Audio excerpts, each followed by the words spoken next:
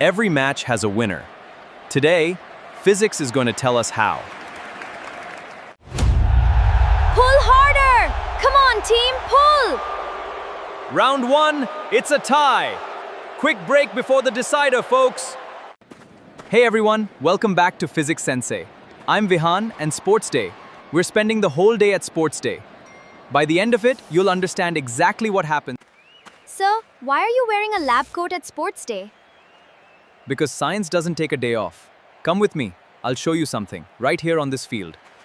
Here's the thing, in real life, it's almost never just one force acting on something. Usually, there's more than one force at play, all at the same time. Really? Prove it. Let's prove it. Look at him push. Why is that crate barely moving? Because his push isn't the only force acting on it. Friction is pulling back, in the opposite direction. Two forces, his push forward and friction pulling back. Both are acting on that crate at the exact same time. Ooh, the duck pond. Wait, why doesn't this just sink? Two forces again. Gravity pulling it down, and the buoyant force from the water pushing it up. Gravity pulling down and buoyant force pushing up. They're balancing each other out. Right now, neither one wins, so it just floats. Balancing each other out, just like that, right? And we're back! Final round!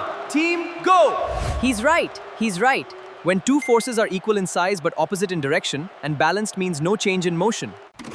Tough match. Let me help. Watch this. We're both pushing in the same direction. These forces don't cancel each other out, they add together. There we go, that's exactly what it needed. So, balanced forces are equal in size and opposite in direction. The net force is 0. And unbalanced forces are either unequal, a net force isn't 0, so something actually...